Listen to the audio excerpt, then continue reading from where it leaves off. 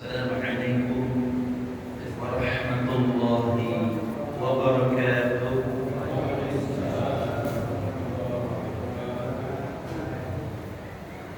Bismillahi masyaallah, la yasuqul khaira illallah. Bismillahi masyaallah, la yasrifus su'a illallah. Bismillahi masyaallah, ma kana min ni'matin famin Allah. Bismillahi masyaallah, la hawla wa la quwwata illa billah. Alhamdulillahi rabbil alamin, wa bihi nasta'in ala umurid dunya waddin. Wassalatu wassalamu ala asyrafil anbiya'i wal mursalin, sayyidina wa maulana Muhammadin wa ala alihi wa sahbihi ajma'in. Amma ba'd.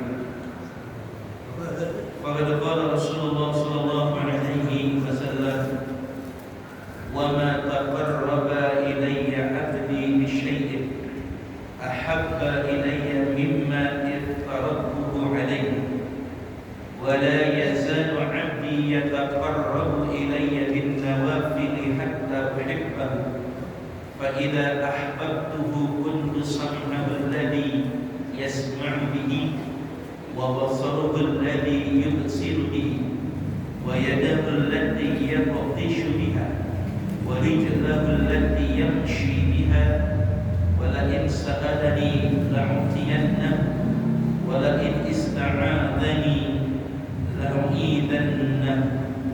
Rawahu al-Bukhari. Ikhwatul iman, ma'asyiral muslimin, para bapak dan saudara sekalian, hamba-hamba pilihan Allah, kekasih-kekasih yang dirindukan Rasulullah SAW, terkhusus segenap takmir Masjid Nurul Huda, Bapak Ketua DKM beserta seluruh jajaran pengurus dan jamaah yang mudah-mudahan selalu senantiasa istiqomah dalam mempersembahkan aktivitas ibadah terbaiknya kepada Allah Subhanahu wa taala, dan semoga ketika nanti telah tiba saatnya paripurna kehidupan kita di dunia ini menjemput kematian dengan kemuliaan husnul khatimah. Para bapak dan saudara, sungguh salah satu keberkahan ketika kita menghadiri majlis-majlis ilmu adalah Allah akan memberikan kemudahan baginya baik di dunia maupun di akhirat. Sebagaimana sabda Nabi, man salaka tariqan yaltamisu fihi ilman sahhalallahu lahu tariqan ilal jannah. Rawahu Muslim. Barang siapa yang melakukan perjalanan dalam rangka menuntut ilmu yang akan membawa kemaslahatan dunia dan akhiratnya, maka Allah akan memudahkan perjalanannya menuju surganya Allah Subhanahu wa taala. Maka para ulama pakar hadis menafsirkan hadis ini bahwasanya kemudahan yang akan diperoleh oleh orang yang istiqomah atau belajar istiqomah dalam menuntut ilmu, menghadiri kajian-kajian keilmuan, ketika di dunia ia akan dimudahkan dalam melakukan amal soleh, mudah termotivasi dalam melakukan amal soleh. Dan yang kedua, akan Allah halangi ia, akan Allah lindungi ia dari perbuatan maksiat. Jadi gampang ini, orang yang hadir pengajian itu insya Allah mudah berbuat taat dan Allah akan cegah berbuat maksiat. Amin. Buktinya sekarang ini dengan hadir di sini, insya Allah tidak ada yang melakukan maksiat malam ini. Betul tidak? Karena kalau tidak ada majlis seperti ini, entah Apakah kita akan ditakdirkan melakukan ketaatan atau justru mungkin kita melakukan kemaksiatan? di rumah kita atau di luar sana. Maka berkahnya menghadiri kajian itu, satu, dipermudah melakukan taat dan dihindarkan dari perbuatan maksiat. Yang kedua, dipermudah perjalanan dalam meniti fase demi fase yang ada di akhirat. Dari mulai nanti di alam barzakh sampai ketika dibangkitkan ketika alam ba'ats, dikumpulkan di alam mahsyar, menjalani persidangan hisab, lalu akan dilakukan penimbangan amal, melewati sirat, dan ketika nanti langkah kaki kita menginjakkan tanah surga, insyaallah semua fase itu akan diberikan kemudahan oleh Allah Subhanahu wa taala.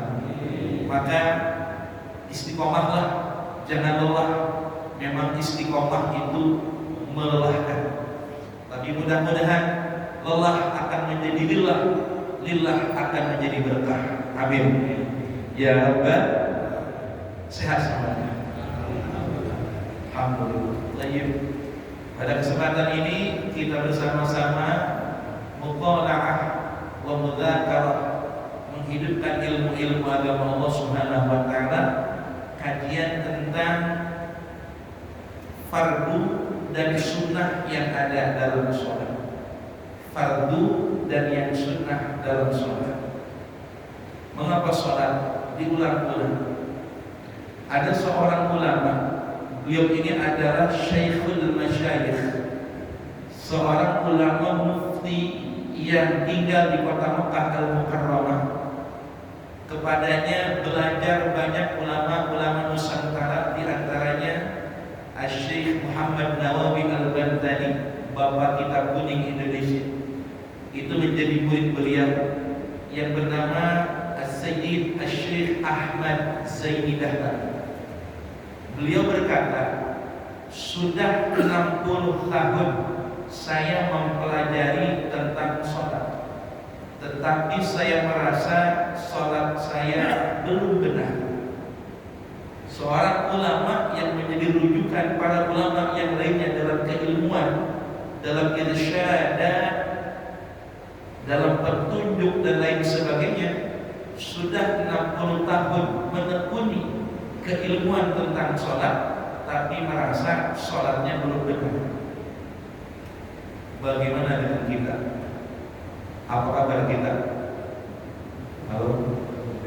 Baik-baik saja ini semua. Kalau beliau saja sampai sebegitunya, artinya apa?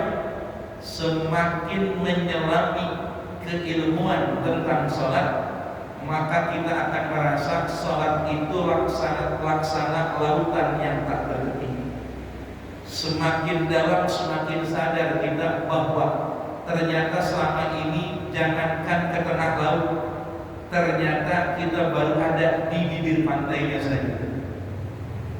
Itulah dalamnya makna sholat. Belum lagi bicara mutiara yang terpendam dalam sholat, yaitu bisa khusyuk dari mulai takbir sampai salam. Bagaimana? Kalau saya lihat sini wajah-wajah khusyuk semua, terlihat teduh wajahnya. Apa karena belum ngopi atau bagaimana ini dulu? Nah ini, maka jangan bosan mempelajari sholat, karena semakin orang kita mempelajari sholat, insya Allah semakin menemukan hal-hal baru, hal-hal yang terpendam, mutiara yang selama ini kita dapatkan dalam sholat kita.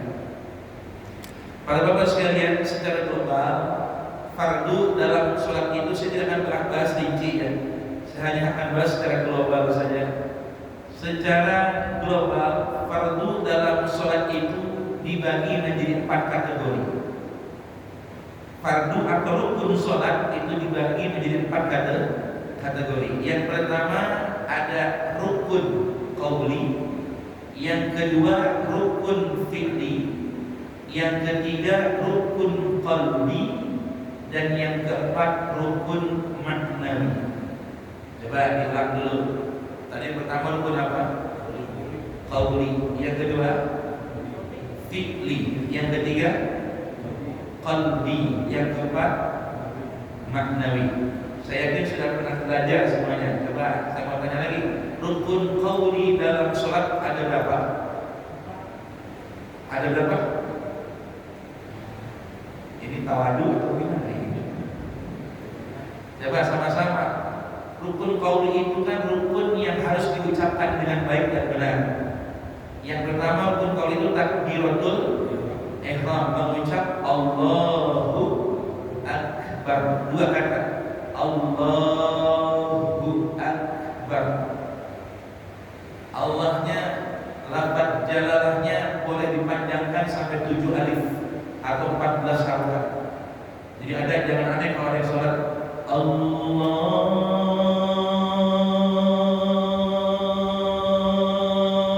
Akbar. Boleh begitu. Ya, itu biasanya begitu sedang niat di dalam hati. Atau yang langsung Allahu Akbar. Yang begitu niatnya sebelum takbiratul ihram. Ini di mazhab Imam Hanafi. Di mazhab Imam Syafi'i niatnya berbarengan dengan lafaz Allahu Akbar. Yang tak boleh lafaz ba-nya yang dipanjangkan. Ini masih ada terkadang.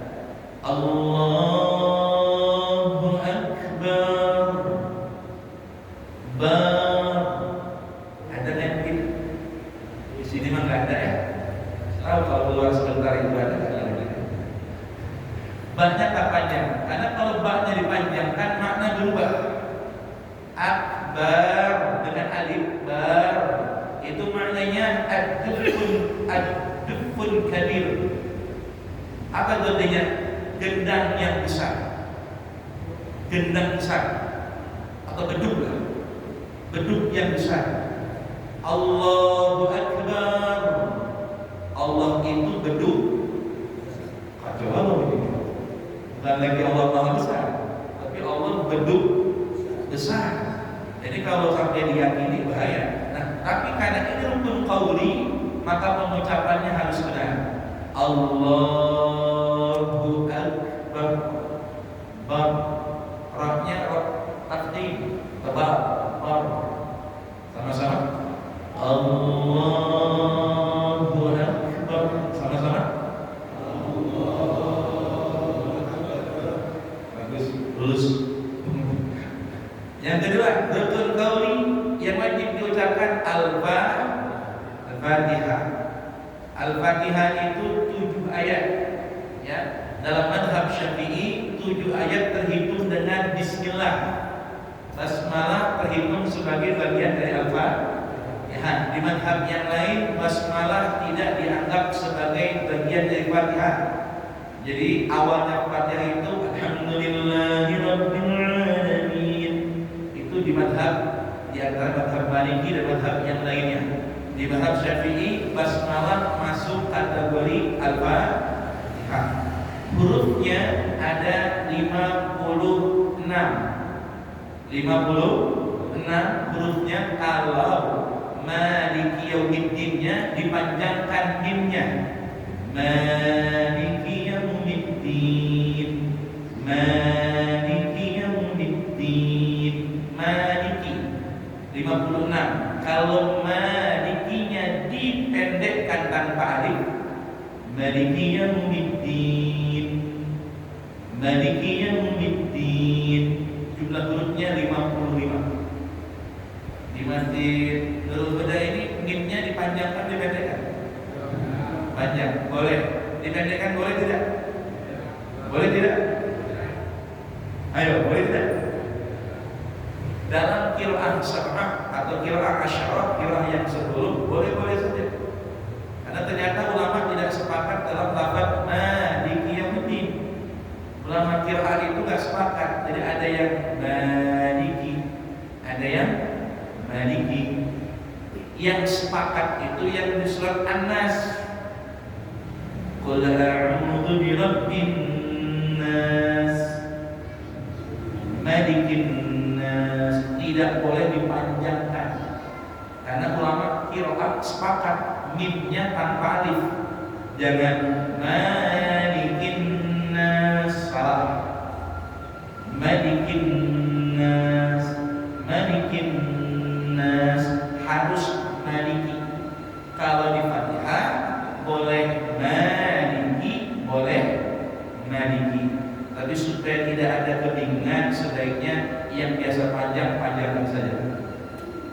Jangan dipendek-pendekin, nanti wah ini imam aliran baru nih. Lebih? Iya, begitu saja udah. Ini sebagai wacana saja ya, sebagai pengetahuan saja ya. Jadi itu Maliki itu tidak disepakati ulama. Jadi kalau nanti misalkan ketemu di masjid mana itu kita sholat Malikinya pendek, tak masalah. Itu buat imamnya salah, berarti menggunakan qiraah yang lain. Qiraah yang kita baca selama ini qiraah Imam Hafiz dengan dipanjangkan mimnya. Maliki yaumiddin. Imam lain Maliki yaumiddin. Ya, jadi nggak ada permasalahan di situ ya. Dibaca panjang atau pendek, tapi mohon ketahui ilmunya. Jangan sembarangan memendek-pendekkan tanpa tahu panduan atau keilmuan itu ya.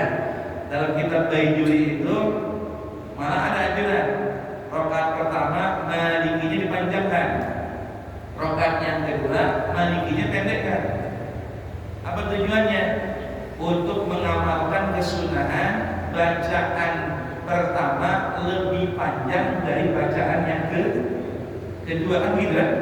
Sunah dalam salat itu bacaan rakaat pertama lebih panjang dari rakaat yang kedua. Makanya boleh tuh rakaat pertamanya nih Maliki yaumiddin. Nanti rakaat keduanya Maliki yaumiddin. Boleh.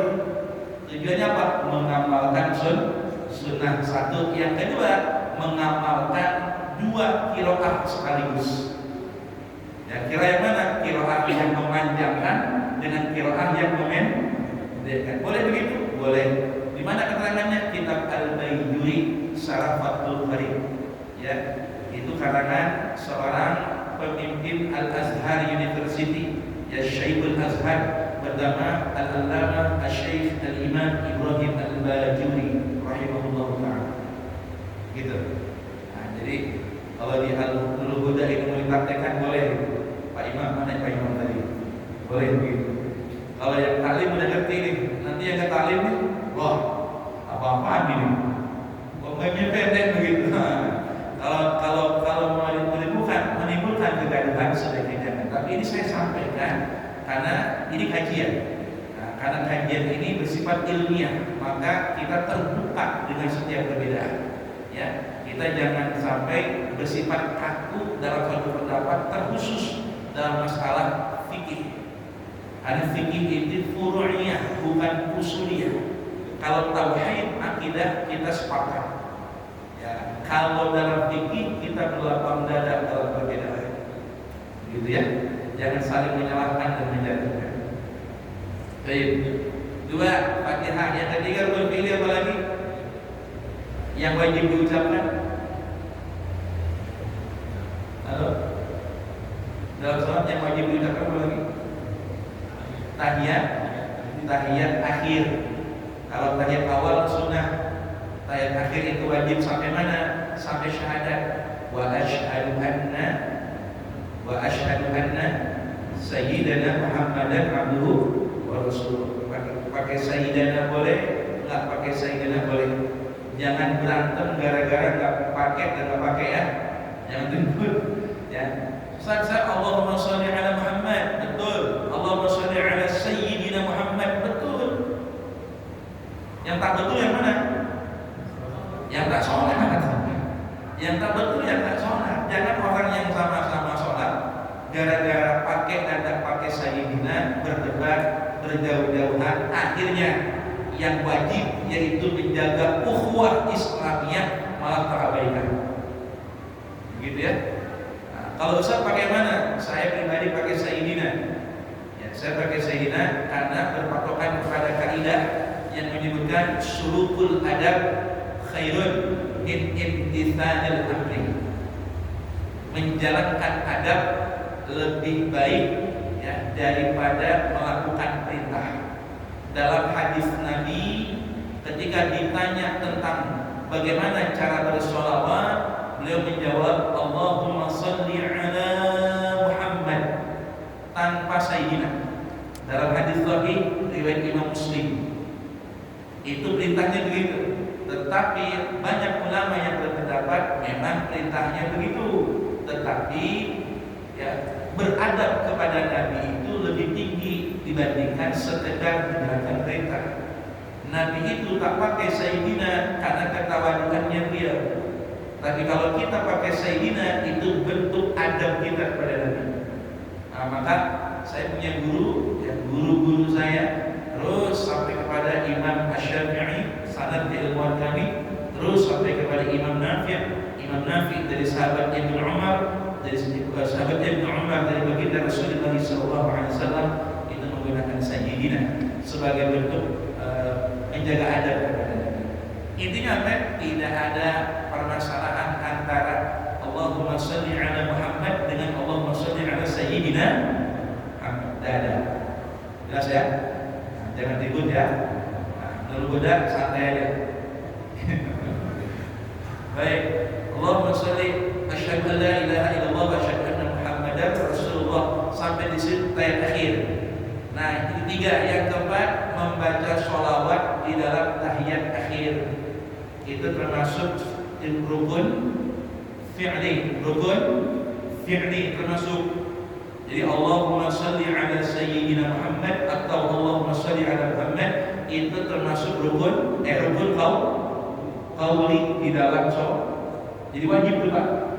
Satu-satunya wajib membaca sholawat di dalam sholat, yaitu ketika tahiyatul akhir. Jelas ya?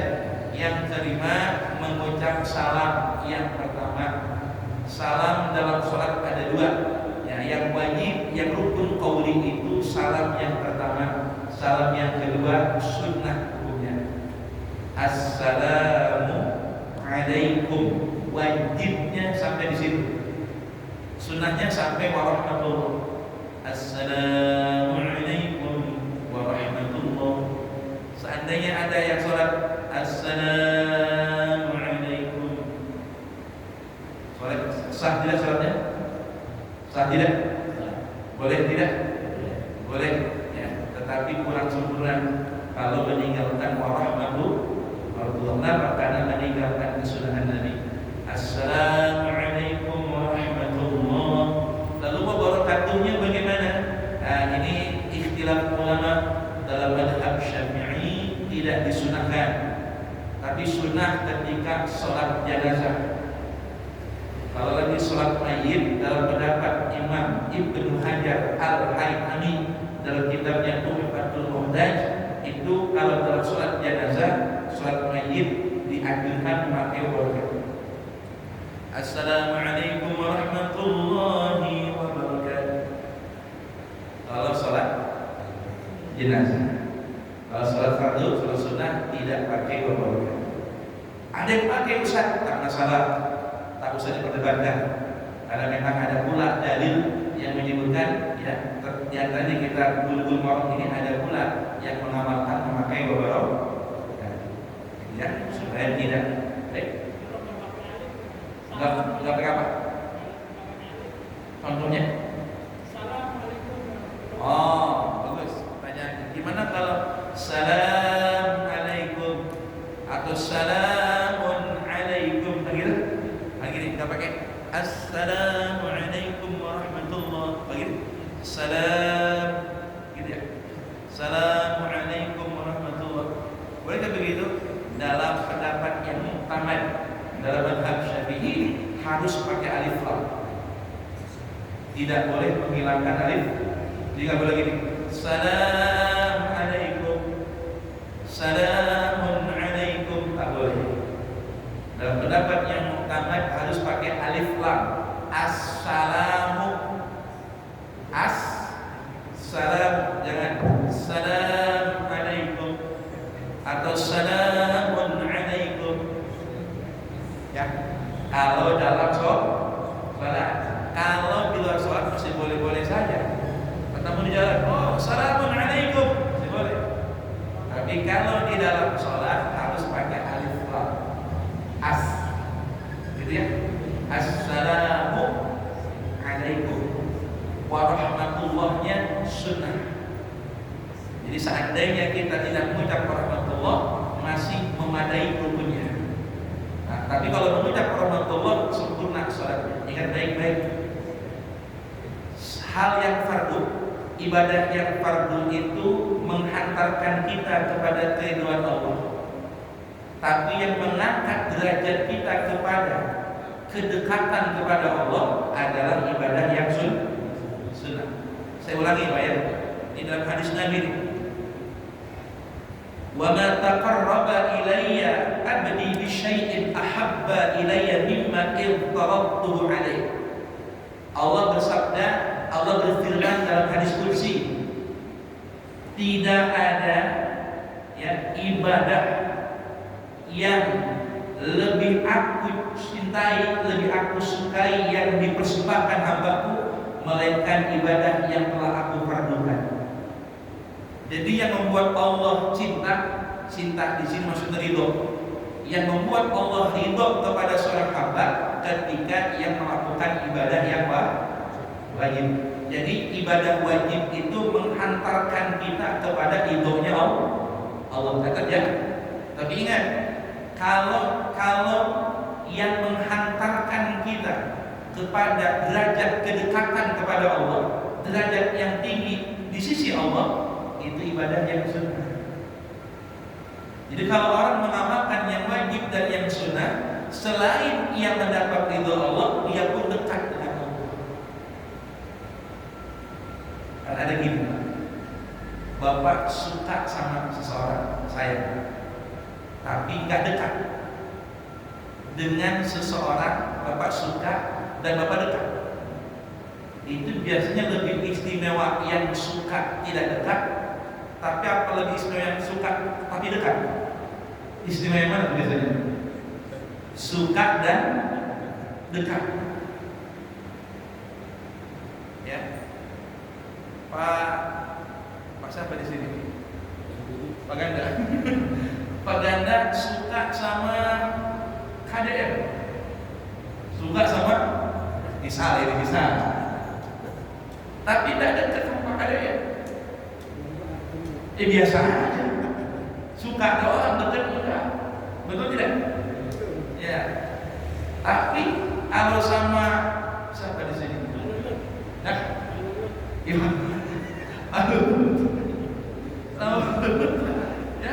udahnya suka dekat pula. Nah, lebih istimewa Pak Lut atau Pak KDM kalau begitu? Buat Pak Ganda, Pak Lut enggak? Kenapa? Bukan sekedar suka, tapi juga dekat. Lah itulah orang yang kalau ibadahnya ya melaksanakan yang wajib dan mengerjakan yang sunnah. Jadi keridhaan dan derajat yang tinggi didapatkan. Jadi jangan dibilang begini, cuma sunnah. Nah ini kalimat hati-hati. Cuma sunnah, santai aja. Hati-hati. Walaupun itu sunnah, tapi ingat baik-baik, yang menghantarkan kepada derajat yang tinggi di sisi Allah adalah ibadah yang sunnah. Kalau yang menghantarkan kepada ridhonya Allah adalah ibadah yang wajib. Maka disebutkan di sini, wa ma taqarraba wa la yazalu abdi yataqarrabu ilayya bin nawafil hatta uhibbahu.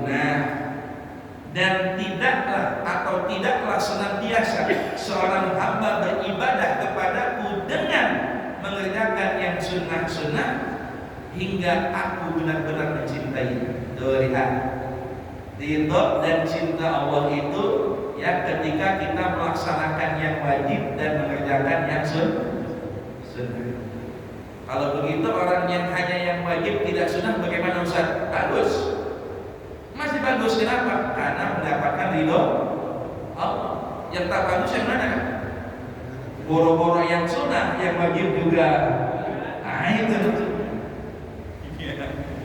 Nah buat kita bagaimana? Ini mah ahli masjid. Ketika tadi masuk masjid, coba ingat lagi. Kaki mana yang kita masukkan tadi pertama kali? Anak, biasakan ya. Baca apa tadi? Allah maftahli abwaba rahmatik. Biasakan itu amalan memang ringan, tapi kalau dibiasakan justru itu yang mengangkat derajat kita. Nanti keluar kaki mana dulu nih? Kiri. Pakai sendal? Kalau pakai kanan dulu, kiri dulu. Nah, lihat. Kalau pakai sendal kanan dulu, kiri dulu. Kanan. Kalau lepas sendal kiri dulu. Kalau lepas sendal kiri dulu, masuk masjid kanan dulu. Itu gimana caranya? Halo? Lepas sendal kan kiri. Berarti yang kaki kita yang udah lepas sendalnya yang mana tuh? Kiri kan?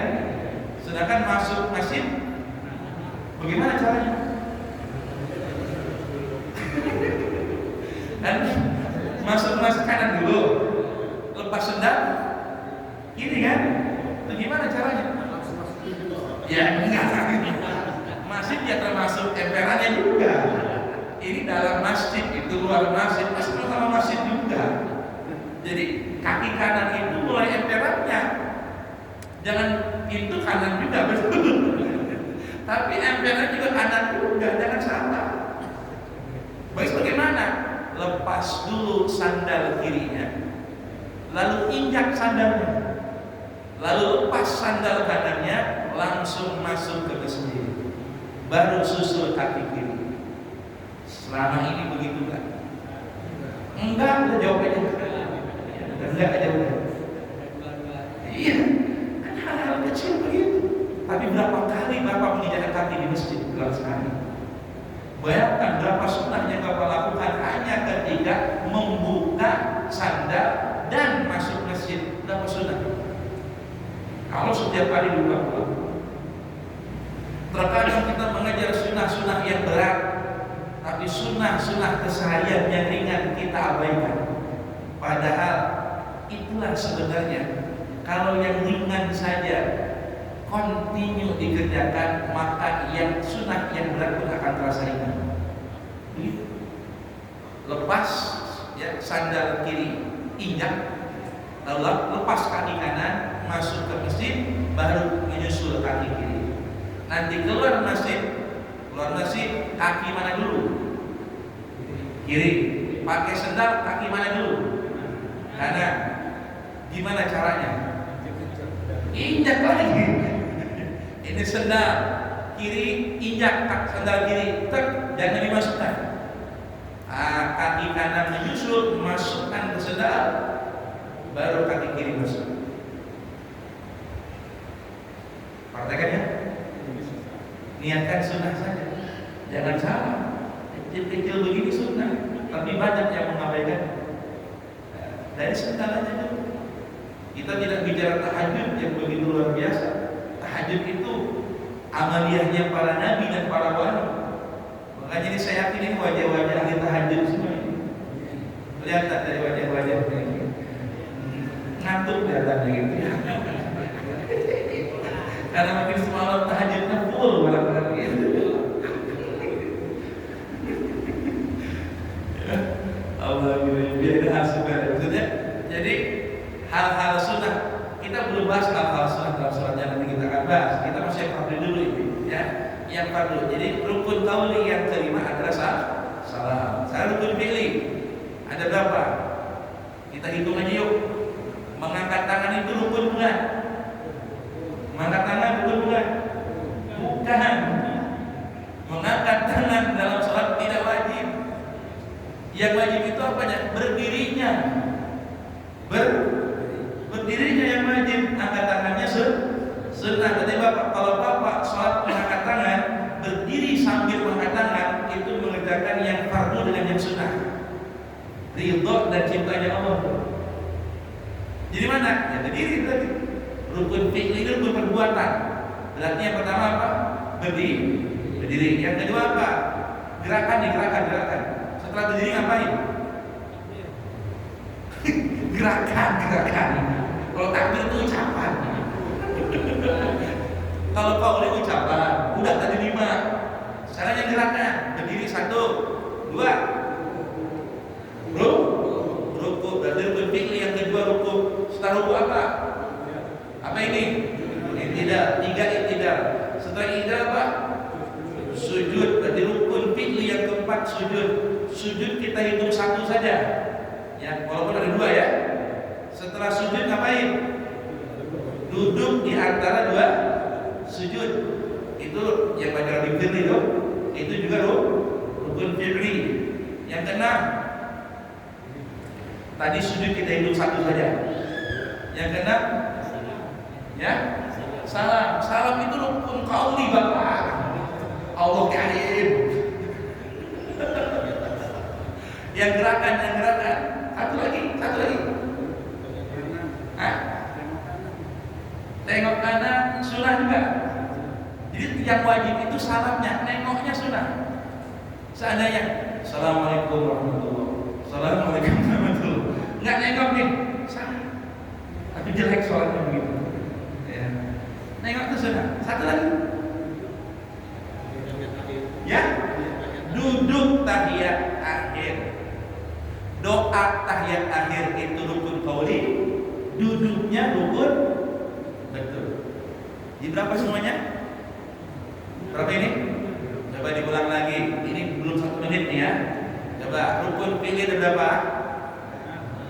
1. Berdiri.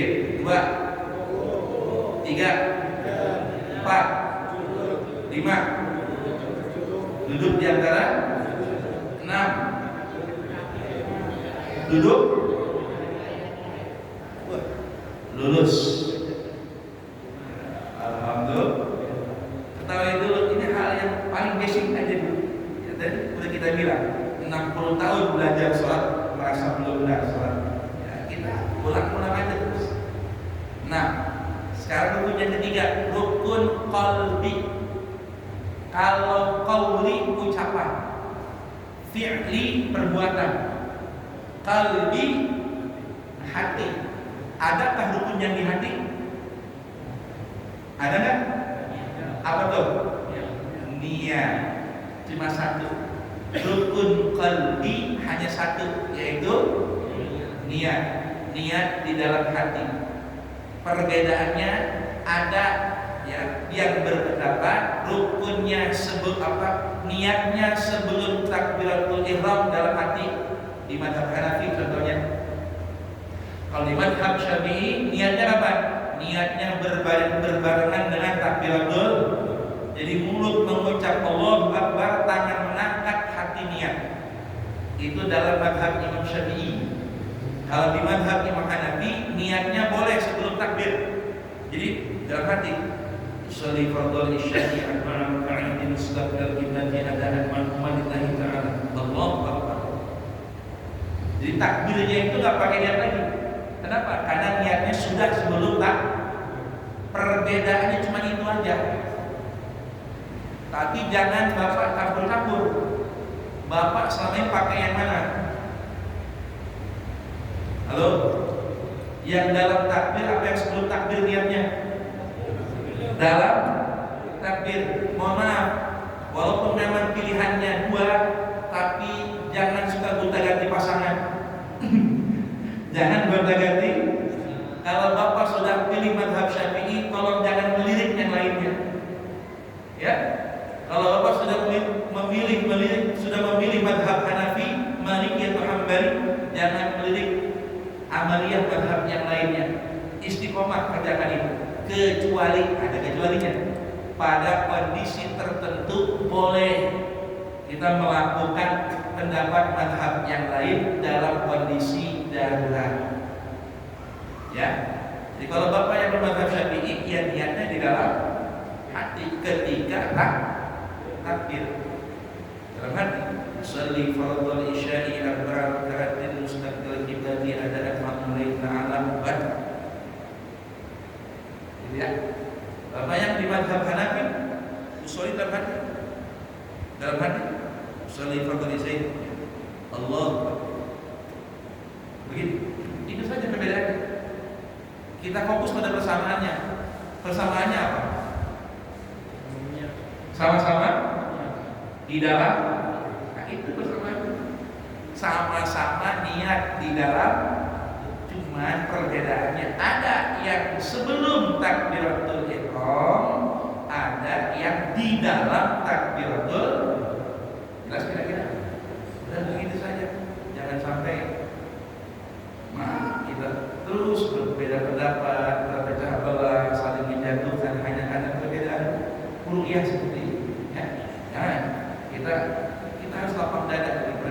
selama itu dalam masalah furu'iyah. Dalam masalah furu'iyah, karena sifat ta'assub yang mementingkan pendapat sendiri pada akhirnya nanti akan selalu menyalahkan pendapat orang lain. Betul tidak Pak? Ya, akan selalu begitu. Makanya mengapa harus banyak referensi, mengapa harus banyak pendapat, supaya kita tasamuh. Apa tasamuh? Apa enggak? Oh iya, selesai. Kenapa? Lawang kita sepakat kalau persamaannya. Kalau sama-sama niat kok, sama-sama niat. Kalau beda peletakannya, ya wajar kalau ada perbedaan pendapat. Begitu. Ya, jadi saya pesan, ya pilihlah satu pendapat madhab. Disiplinnya seperti itu. Dari 4 madhab ini, silakan pinang salah satunya. Ya, jangan dicampur aduk. Kalau gado-gado campur aduk enak. Apalagi kalau karetnya 2, pedes tuh. Iya. Kalau madhab jangan nanti pusing sendiri mudah-mudahan. Ya. Jadi rukun qauli ada 1, yaitu nih yang terakhir, rukun maknawi. Sok, siapa yang bisa jawab? Ada berapa rukun maknawi? Sebutkan. Silakan jawab. Pak DKM tolong siapkan hadiah buat yang bisa jawab ya. Saya nggak bawa hadiah ya Pak. Ayo, ada berapa rukun maknawi? Sebutkan. 100.000. 3 detik. 1, 2, 3, habis waktunya. Rukun maknawi cuma 1. Tertib. Iya. Tertib. Apa itu tertib? Berurutan. Kenapa tertib dimasukkan? Kalau tidak dimasukkan, maka terbukalah celah. Boleh sujud dulu baru rukuk. Boleh kan begitu? Boleh. Kalau tertib tidak dimasukkan dalam rukun. Makanya tertib itu harus dimasukkan. Supaya apa? Supaya sholat itu urutannya sesuai dengan yang disebutkan dalam Al-Quran dan hadis. Karena kalau tidak tertib itu dimasukkan dalam rukun, akan ada yang berkata, kan tidak wajib tertib. Ya, kan tidak wajib tertib. Boleh dong saya sujud dulu baru rukuk. Kenapa? Karena tidak wajib tertib. Tapi kalau tertib dimaksudkan, maka tidak ada yang bisa berkata, ya, sujud dulu baru rukuk, atau iktidal dulu baru sujud dulu baru iktidal. Boleh, harus sesuai urutannya. Ya, jadi rukun maknawi apa tadi? Kita ulang. Rukun qauli ada berapa? Review. Rukun qauli ada berapa? 5, sebutkan. Takbiratul 2, alfa 3, tahiyat akhir 4, sholawat dalam tahiyat akhir 5, salam yang pertama. Rukun fi'il ada berapa? Sebutkan. Berdiri, rukuk, iktidal, sujud, duduk di antara 2, 6, duduk tahiyat akhir. Pintar. Rukun qauli ada berapa? Apa? Rukun maknawi ada berapa? Apa? Alhamdulillah. Segitu. Bapak sudah merangkum 1 bab, yaitu bab arkanus shalah. Baru 1. Ingat, mempelajari 1 bab itu lebih afdal daripada sholat sunnah 1000 rakaat. Masya Allah.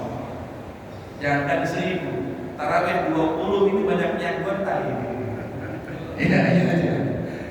Baru saja kita sudah merangkum, ya, arkanus shalah, rukun-rukun yang ada dalam sholat. Kita telah rangkum menjadi 4, ya, 4 pembagian rukun sholat, dan barusan tadi sudah kita bahas semua. Mudah-mudahan ilmunya manfaat kita dunia dan akhirat. kita akhiri dengan surat Al-Asr dan doa kafaratul majlis. A'udzu billahi minasyaitonir rajim. Bismillahirrahmanirrahim. Wal 'asr innal insana lafi khusrin illa alladhina amanu wa 'amilus salihati wa tawassaw bil haqqi wa tawassaw bis sabr. Sadaqallahul 'azim. Kafaratul majlis.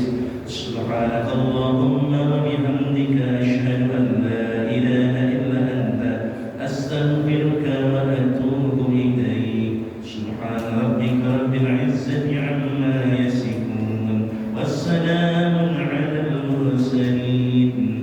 Walhamdulillahi rabbil 'alamin. Qul. Assalamualaikum.